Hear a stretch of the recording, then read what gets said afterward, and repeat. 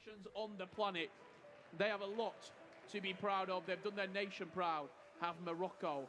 But unfortunately, their E-Nations Cup does come to a close, and a new chapter rolls.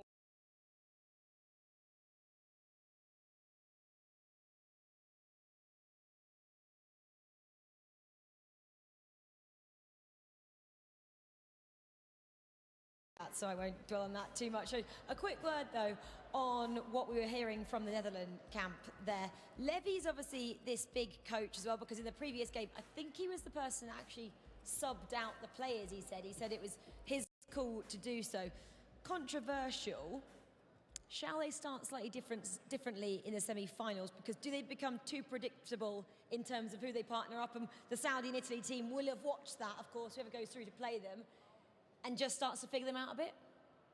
I think regardless of which lineup they play with tomorrow, they're going to be deadly. It's three amazing players, and I think that Renzo, he will make the call, which whatever is what suits them the best. Well, whichever way they choose, I'm sure they'll be formidable nonetheless. Well, let's go over to Alex and the FIFA analyst. He's going to analyse the Netherlands there. Just how they got 5 goals, Alex, in that second leg. Yeah, we're going to talk to you about how the Netherlands were so dominant in that second leg, but also a chance that Morocco had, which, should they have scored it, it would have been a very different story, I'm sure of that. Let's jump into that chance that we are talking about.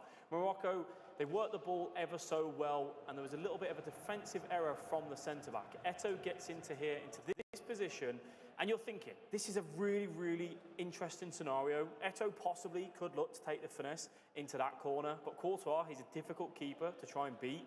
You can already see how the centre-back is getting ready to close that angle. You've got 2 players that are just making it difficult, almost sandwiching Eto'o in that area. Now, Morocco, they choose to go for that ball roll just to take it through, and then they decide to go for that near-post finish and look for the green time shot, which, because of that decision, yes, Courtois is there on that side of the goal. It's going to be an easier save for him. But again, that defender is just there to apply that pressure across. It's a really difficult scenario to get that one into the back of the net. As we said, if you pay attention, this man here just steps up, giving that space in behind. So it was a well-worked opportunity. I've watched it back multiple times. I think it's a really difficult chance for Morocco, whether they go for the shot now or whether they work it the way they did. It's so difficult to beat those 2 defenders when they are applying that pressure.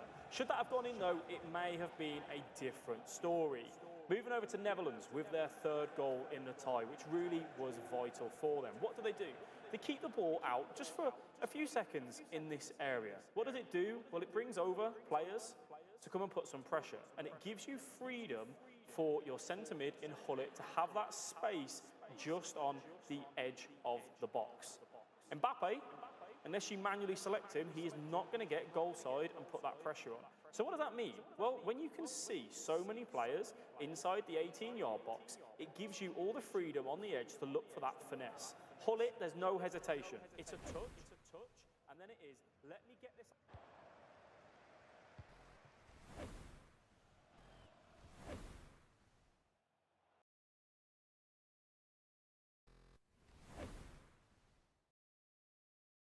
And just the ability for them to work it in on that edge, and that is one of the reasons why Netherlands are so deadly at the minute, because they're giving